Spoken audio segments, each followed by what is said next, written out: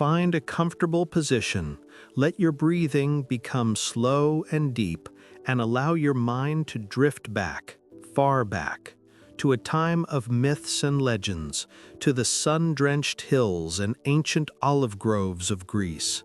Tonight, we will follow the entire epic journey of the greatest of all Greek heroes, a man of immense strength and profound tragedy. Heracles. To the Romans he was Hercules, a name that echoes through the ages meaning glory of Hera. And it is with Hera, the queen of the gods, that our story truly begins. Close your eyes. Picture the world from above, a land of azure seas and rugged mountains. On Mount Olympus, the home of the gods, a child is born. But this is no ordinary child. He is the son of Zeus, king of the gods, and a mortal woman named Alcmene. Zeus, in his pride, declared that this boy would one day rule the ancient house of Perseus. But Zeus's wife, the goddess Hera, burned with a terrible rage. This child was a living reminder of her husband's infidelity, and so she swore a terrible oath that this son of Zeus would never know peace, would never inherit a kingdom, and would live a life of torment and servitude. And so, from his very first breath, the boy named Heracles was marked by the fury of a goddess. Hera sent 2 giant serpents into his crib to kill him and his twin brother Iphicles.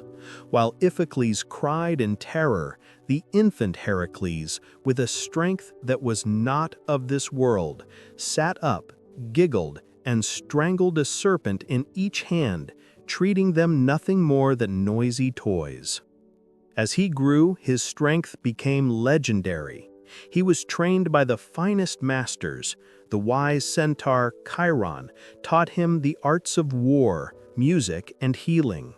Autolycus, the prince of thieves, taught him wrestling, and the king of Thebes himself taught him how to drive a chariot. He was a prodigy in every way, but his temper, a gift and a curse from his divine father, was fierce and unpredictable. Heracles grew into a mighty hero, marrying the beautiful princess Megara and having children. He defended his city and seemed, for a time, to have found happiness. But Hera had not forgotten him. She cast a madness upon him, a cloud of divine insanity that descended over his mind. In a blind, raging frenzy, mistaking them for enemies, Heracles killed his own wife and children. When the fog lifted from his mind, and he saw the horror he had wrought with his own hands, his grief was bottomless. He was consumed by a guilt so profound it threatened to shatter his very soul. He wandered the land, a broken man, seeking purification for his unforgivable sin. He finally found his way to the Oracle of Delphi, to beg the priestess for guidance. Speaking for the god Apollo, the oracle told him his path to atonement was one of servitude. He must travel to Tiryns and serve his cousin, King Eurystheus, a weak and cowardly man, for 10 years. It was Eurystheus who would set his tasks, his labors. Only by completing these impossible challenges could Heracles hope to be cleansed of his guilt and earn immortality. And so the greatest hero of Greece, humbled and heartbroken, presented himself at the court of King Eurystheus. The king, terrified of his powerful cousin, hid inside a giant bronze jar whenever Heracles approached. From the safety of his jar, and with Hera whispering in his ear, Eurystheus devised a series of tasks designed to be suicide missions. These would become known as the 12 labors of Hercules. Labor 1. The Nemean Lion. Eurystheus's first command was to kill the Nemean Lion, a monstrous beast terrorizing the region of Nemea. This was no ordinary lion. Its golden fur was impervious to iron, bronze, and stone. No weapon made by man could pierce its hide. Heracles journeyed to Nemea, his heavy club and bronze sword feeling suddenly inadequate. He tracked the beast to its dark cave, a place littered with the bones of previous hunters. When the lion emerged, roaring with a sound that shook the very mountains, Heracles let fly an arrow. It struck the beast's side with a clang and harmlessly bounced away. His sword blade bent against its neck. The lion merely swatted him with a paw, its claws sharp enough to cut through his shield. Realizing the futility of weapons, Heracles used his wits. He chased the lion into its two-mouthed cave and blocked one entrance. Inside the confined space, he dropped his weapons and wrestled the beast with his bare hands. It was a titanic struggle of pure strength, a contest of muscle and will against primal fury. Finally, Heracles managed to lock his powerful arms around the lion's neck and, squeezing with all his might, choked the life out of the invulnerable creature. To prove his success, he had to bring the lion's skin back to Eurystheus. But how to skin it? His knife could not cut the hide. It was the lion's own razor-sharp claw, a divine irony, that finally sliced through its own impenetrable fur. Heracles skinned the lion, and from that day forth wore its pelt as a cloak, its head as a helmet, making him a terrifying and nigh invulnerable sight.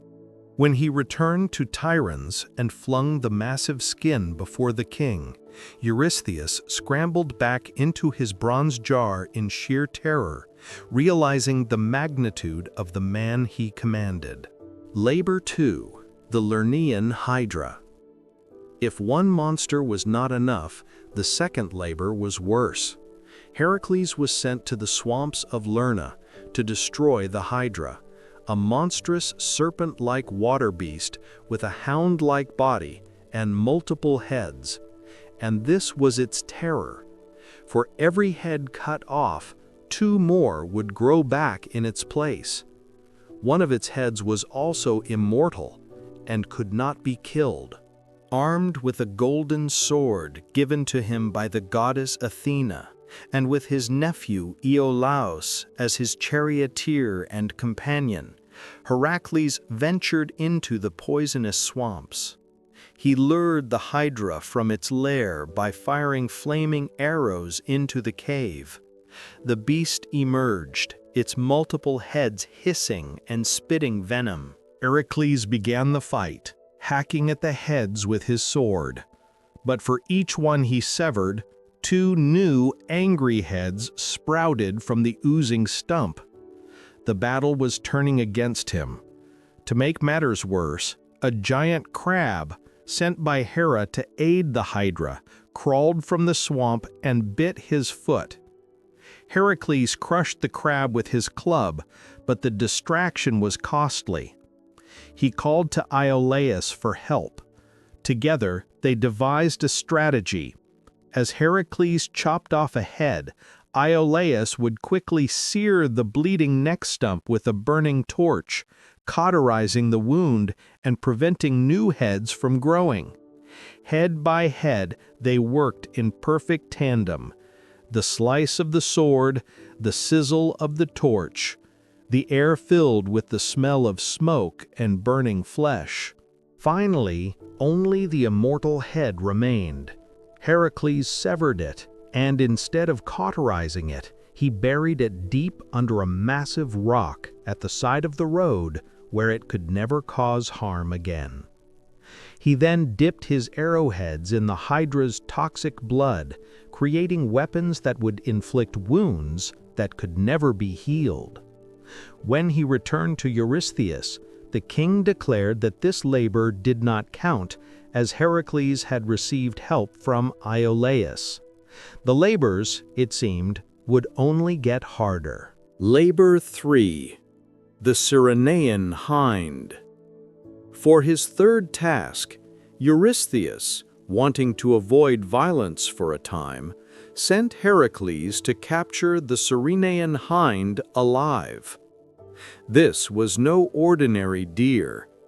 It was a magnificent creature, larger than a bull, with hooves of bronze and antlers of solid gold. It was so swift it could outrun an arrow in flight. Most importantly, it was sacred to the goddess Artemis, and to harm it was to invite her divine wrath. Heracles hunted the hind for an entire year. He tracked it through Arcadia, to the land of the Hyperboreans, and back again. It was a test of patience and endurance, not strength. He could never catch it, only follow.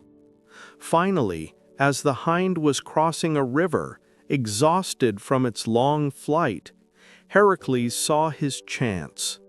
He fired a single, perfectly aimed arrow that pierced neither flesh nor bone, but pinned the hind's front legs together by skimming between the skin and the tendon.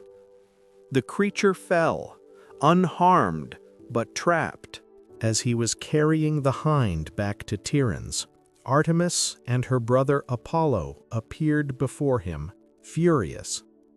But Heracles, with humility and respect, explained his predicament, that he was acting under the orders of Eurystheus to atone for his sins. Artemis, understanding his tragic quest, allowed him to take the hind on one condition, that he release it the moment he showed it to the king. Heracles agreed. He presented the glorious animal to Eurystheus, and true to his word, set it free the instant the cowardly king had seen it from the safety of his jar. Labor 4. The Erymanthian Boar. The fourth labor brought Heracles back to violence. He was commanded to capture, alive, the Erymanthian Boar, a gigantic, savage beast that lived on Mount Erymanthus and was ravaging the countryside, goring men and livestock with its terrible tusks. On his way to the mountain, Heracles had a strange encounter. He passed through the land of the centaurs and was a guest of the wise centaur Pholus.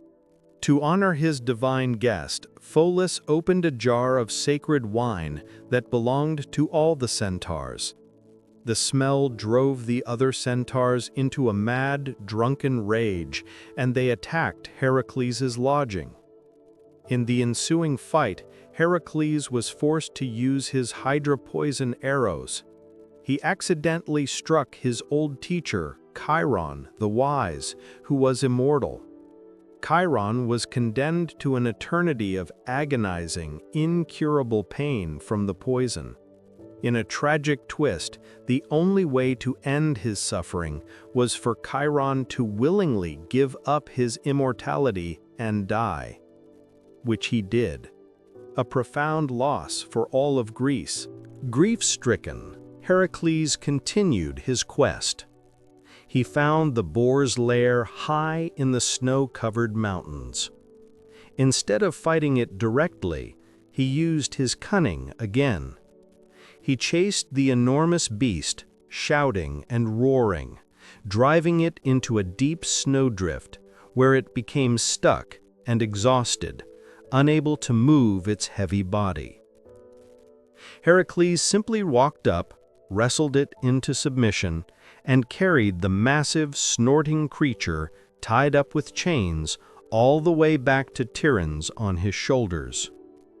When he entered the palace, Eurystheus was, as usual, cowering in his bronze storage jar. Heracles, perhaps with a hint of dark humor, held the furious, squealing boar over the jar. The terrified king, face to face with the raging beast, screamed in utter panic, a moment of pure comedy amidst the epic tragedy. Labor 5. The Augean Stables. For the fifth labor, Eurystheus devised a task meant to humiliate the great hero. He ordered Heracles to clean the stables of King Augeas in a single day. Augeas owned vast herds of cattle gifted to him by the gods, and their stables had not been cleaned in over 30 years. The accumulation of dung was mountainous, a sea of filth that spread disease for miles. Seeing this not as a humiliation, but as an engineering challenge, Heracles went to Augeas and offered to clean the stables in one day in exchange for a tenth of his cattle. Augeas, believing it impossible, agreed. Heracles did not step into the filth with a shovel. Instead, he used his mighty strength to tear a hole in the stable wall. Then he went to the two nearby rivers, the Alpheus and Peneus. Using his strength and his mind, he diverted the courses of both rivers, directing the powerful flow through the stables. The rushing waters scoured every inch of the filth, washing it all away in a single spectacular deluge, leaving the stables spotless. When he returned to claim his reward, Augeas, hearing that this was one of Eurystheus' labors, refused to pay him. Heracles, feeling cheated, later returned and waged war on Augeas. When he reported his success to Eurystheus, the king again declared the labor invalid, as Heracles had attempted to receive payment for his work. 2 labors now, in the king's eyes, did not count. Labor 6. The Stymphalian Birds. The 6th labor took Heracles to Lake Stymphalos, which was plagued by a vast flock of monstrous, man-eating birds. These were the Stymphalian birds, with beaks of bronze, razor-sharp metallic feathers they could fire like arrows, and a poisonous dung that blighted the crops. The marsh was too treacherous to walk through, and the birds were too numerous to fight by conventional means. As Heracles pondered the problem, the goddess Athena appeared to him once more. She gave him a giant bronze rattle, a crotala forged by the god Hephaestus. Standing at the edge of the marsh, Heracles shook the rattle with all his might. The sound was deafening, a clanging, terrifying noise that startled the entire flock into the air. As the sky darkened with the monstrous birds, Heracles took out his bow and, with his unerring aim, shot them down one by one with arrows dipped in the Hydra's blood. Those he did not kill fled in terror and were never seen again. He returned to Eurystheus with a handful of bronze feathers as proof. Labor 7. The Cretan Bull. Eurystheus then sent Heracles across the sea to the island of Crete. His task was to capture the Cretan bull, a magnificent but terrifying beast that was ravaging the island. This was the very bull that Poseidon had sent from the sea for King Minos to sacrifice. When Minos broke his promise and kept the beautiful animal, Poseidon drove it mad. Heracles sailed to Crete and sought an audience with King Minos, who gladly offered any assistance to be rid of the creature. Heracles, however, needed none. He tracked the bull to the plains, where it was goring the very stones in its fury. In a display of pure, raw power, Heracles wrestled the bull, overpowering it with his hands alone. He subdued the great beast, muzzled it, and sailed back to Greece, with the bull standing docilely in his ship. He presented the bull to Eurystheus, who, upon seeing the powerful animal, wanted to sacrifice it to Hera. The goddess, however, despised any offering that came from Heracles and refused it. Eurystheus set the bull free. It wandered through Greece, eventually finding its way to the plains of Marathon, where it would later become known as the Marathonian bull, and terrorize the region once more, until it was finally captured by another hero, Theseus. Labor 8. The Mares of Diomedes. For the 8th labor, Heracles was sent to the distant savage land of Thrace to steal the man-eating mares of King Diomedes. These 4 horses were not just wild, they were monstrous. They were kept tethered with iron chains to bronze mangers and fed a diet of human flesh, which made them utterly insane and incredibly strong. Heracles took a band of volunteers with him. They sailed to Thrace, stormed the stables, and began to lead the frenzied, snorting horses away. The noise alerted King Diomedes and his army, who attacked Heracles and his men. A fierce battle erupted on the shores. During the fight, Heracles realized the mares were growing more and more wild, smelling the blood of the battle. In a moment of brutal inspiration, he did the unthinkable. He slew King Diomedes himself and fed his body to his own horses. The moment they ate their master's flesh, a strange calm fell over them. Their savage nature was sated, and they became tame and manageable. Heracles then easily led the now placid horses onto his ship and back to Eurystheus. The king, horrified by the story of what Heracles had done, wanted nothing to do with the beasts. He dedicated them to Hera and set them free on the plains of Argos, where they eventually died of old age. Labor 9. The Belt of Hippolyta. The 9th labor was a quest of a different nature. Eurystheus, pressured by his daughter Admete, who desired it, sent Heracles to retrieve the girdle, or war belt, of Hippolyta, the queen of the Amazons. The Amazons were a legendary race of fierce female warriors who lived on the shores of the Black Sea. This task was not inherently violent. Heracles gathered a crew and sailed to Themyscira, the Amazon capital. To his surprise, Queen Hippolyta was impressed by his fame and his strength. She received him warmly, and hearing his story and why he needed the belt, agreed to give it to him willingly as a sign of respect. But Hera was watching. Disguised as an Amazon warrior, she walked among the people, spreading a vicious rumor. "The great hero Heracles is here to kidnap our queen." The Amazons, believing their queen was in danger, armed themselves and attacked Heracles' ship. Heracles, seeing the armed warriors charging toward him and believing Hippolyta had betrayed him, turned on the queen. In the fierce struggle that followed, he killed Hippolyta and took the belt from her lifeless body. He and his men fought their way back to the ship and sailed away, the prize secured through tragic misunderstanding and bloodshed. He presented the beautiful, ornate belt to Eurystheus, another labor completed at a terrible cost. Labor 10. The Cattle of Geryon. For the 10th labor, Eurystheus sent Heracles to the very edge of the known world, to the island of Erythea, far in the west. His task was to steal the cattle of the monster Geryon. Geryon was a fearsome giant with 3 heads, 3 bodies, and 6 arms joined at the waist.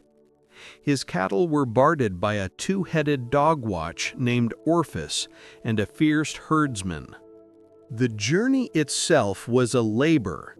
Heracles had to cross the vast Libyan desert.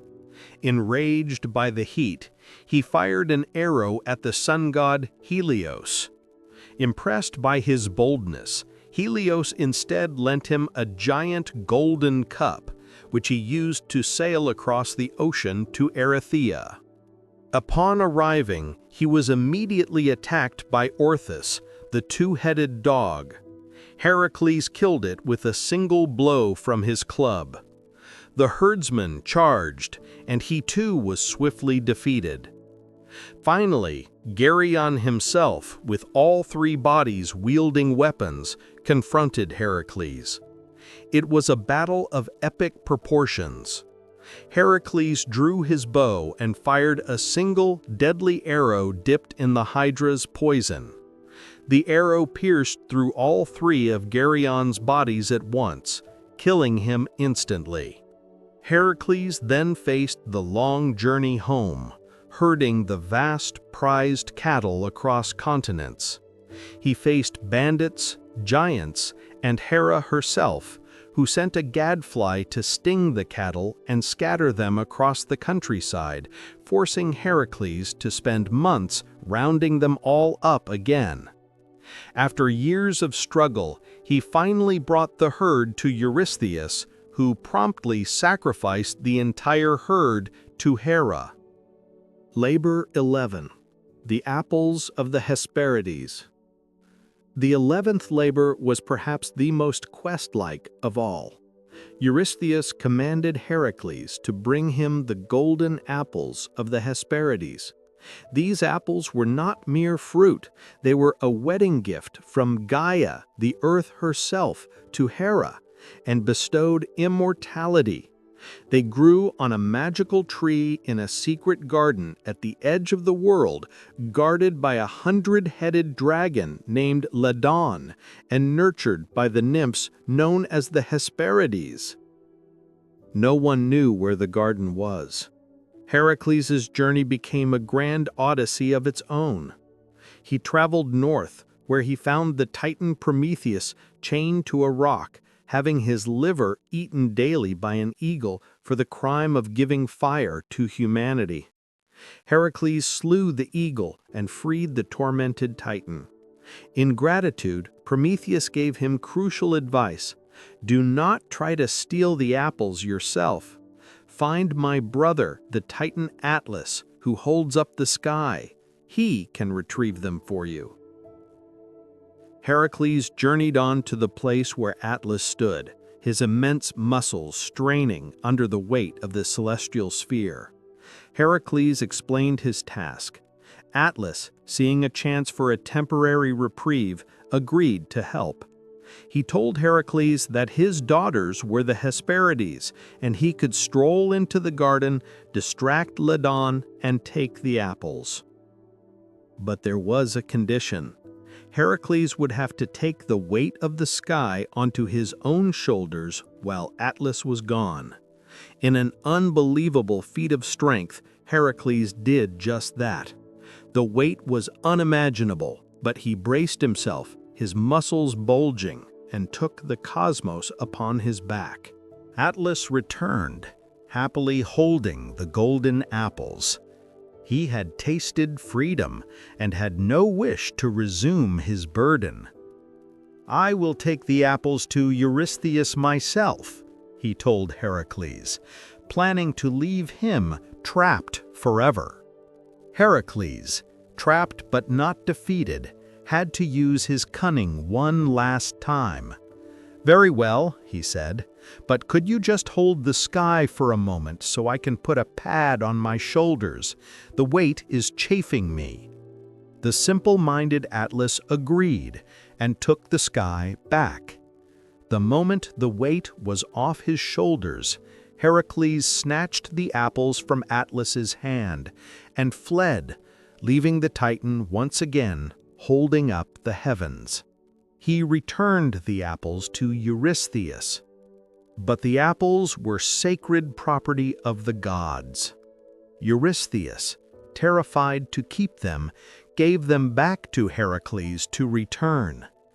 Athena herself took them from him and returned them to the garden, for they did not belong in the mortal world.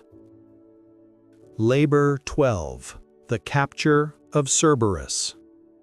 For the 12th and final labor, Eurystheus set the most terrifying task of all. He commanded Heracles to descend into the dark underworld itself, the realm of the dead ruled by Hades, and to bring back the fearsome guard dog of the gates, Cerberus. Cerberus was a nightmare made flesh, a massive, three-headed dog with a serpent for a tail and a mane of living, venomous snakes. His mere presence caused terror, and his duty was to prevent any living soul from entering and any dead soul from leaving Hades. To prepare for this journey into the land of the dead, Heracles was initiated into the Eleusinian mysteries, sacred rites that taught him how to navigate the afterlife. He then found an entrance to the underworld and began his descent. He crossed the river Styx on Charon's ferry, forcing the reluctant ferryman to take a living passenger. In the gloomy fields of Asphodel, he met the shade of the hero Meleager and promised to marry his sister. He even encountered the shade of Medusa and had to wrestle with her, though she was only a phantom. Finally, he stood before the throne of Hades and his queen, Persephone. Heracles, showing uncharacteristic humility, explained his quest and begged their permission to take Cerberus. Hades surprisingly agreed, but on one condition: Heracles must master the beast using only his own strength and without the use of any weapons. Heracles agreed. He found Cerberus chained at the gates of Acheron. Dropping his club and lion-skin pelt, he approached the monstrous dog with his bare hands. The beast lunged, all three heads snapping, the serpent tail hissing and biting. It was the ultimate test of his strength and courage. Heracles wrapped his mighty arms around all three of the dog's necks and squeezed, wrestling it into submission without harming it. He choked the monster just enough to make it compliant, and then, dragging the struggling beast, he ascended back to the land of the living. He brought the leashed Cerberus to the palace of Eurystheus. The king was holding a public sacrifice. When he saw the three-headed hound of hell, saliva dripping from its jaws, he screamed in absolute terror and dove into his bronze jar for the final time. He begged Heracles to take the monster away and return it to the underworld immediately. His labors were complete. And so, the 12 labors were over. 10 years had passed. Heracles, through unimaginable trials, had atoned for his terrible crime. He was purified. He had proven himself not just the strongest man in the world, but also resilient, clever, and enduring. He had traveled to the ends of the earth and into the depths of hell itself and returned. His story did not end there, of course. He went on to have many more adventures, to remarry, to found great cities. But the labors were the heart of his legend, the crucible that forged his name into history.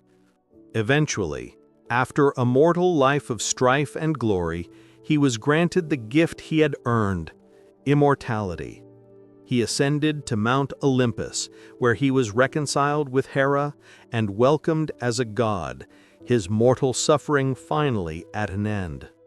So rest now, listener. Let the images of mighty deeds and ancient heroes fade into peaceful dreams. The struggles are over. The hero has found his peace. And may you too find rest as deep and profound as the end of a long and arduous journey. Sleep well.